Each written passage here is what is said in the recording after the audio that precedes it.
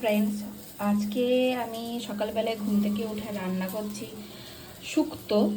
তো প্রথমে আমি আলু, কাঁচকলা, ওদিকে করলা, সজনে ডাঁটা, বড়ি এগুলো সব কেটেই রেখেছিলাম।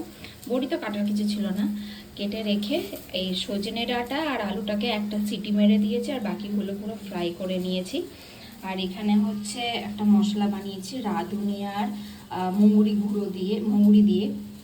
অ্যাকচুয়ালি আমি অতনু রান্নাঘরই ফলো করি, সেখানে যেমনভাবে রান্নাটা শিখিয়েছে সেভাবেই আমি করছি। আর এটা একটা হচ্ছে সর্ষে পোস্ত আর হচ্ছে আদা বাটা, এটা দুধ নিয়েছি। আর এখানে বেগুনটাকে লাল করে একটু ভেজে নিচ্ছি। প্রায় অলমোস্ট সব হয়েই গেছে, এবার শুধু রান্নাটা করে নিলেই হয়ে যাবে। প্রথমেই তেলে দিয়ে দিলাম 5 ফোড়ন, আর তারপরে দিয়ে দেবো যে বাটা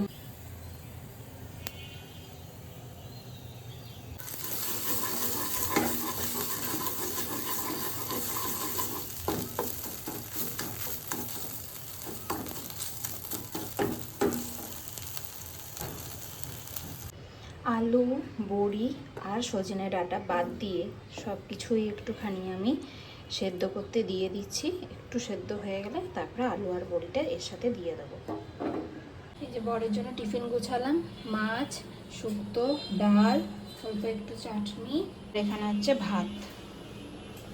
আজ আমার ছেলের জন্য প্রথমবার চালে ডালে আর গাজর দিয়ে আমি একটা খিচুড়ি টাইপ রান্না করছি। তো প্রথমেই আমি ওকে একটুখানি তেল দিয়ে, গাজরটা যেহেতু দিয়েছি প্রথমবার, তো গাজরটা একটু ফ্রাই করে নিচ্ছি। আর তারপরেই এই চাল আর ডালটাকে এর সাথে মিশিয়ে দেওয়া হবে।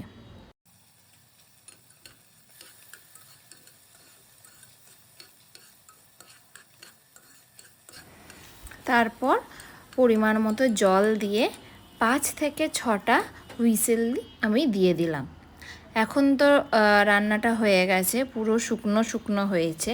তো আমি স্ম্যাশার দিয়ে প্রথমে স্ম্যাশ করার চেষ্টা করছি, যদি হয়ে যায় তো ভালো। আমি আগেও চাল আর ডালে শুধু দিয়েছিলাম, তখন স্ম্যাশই করে দিয়েছিলাম।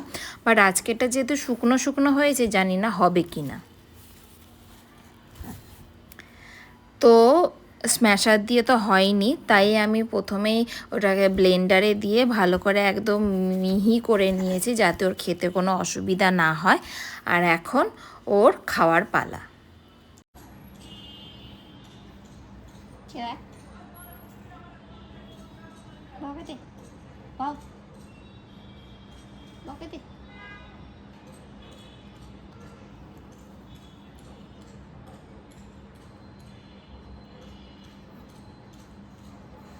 মুখটা প্রথমে এরকম বেজার করলেও ও খাবারটা কিন্তু খুব এনজয় করেই খেয়েছিল। বেশ অনেকটাই আমি রান্না করে ফেলেছিলাম, সেটা কিন্তু পুরোটাই, মানে প্রায় পুরোটাই খেয়ে ফেলেছিল, যেটা ওর বেশ খেতে ভালো লেগেছে দেখে, যেটা মনে হলো।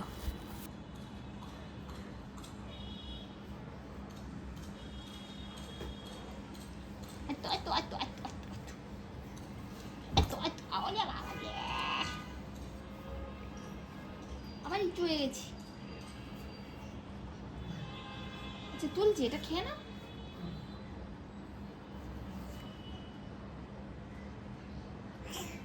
এই হলো না, হলো না, হলো না, হলো না। No no no no no no no no. No no no no no no no no.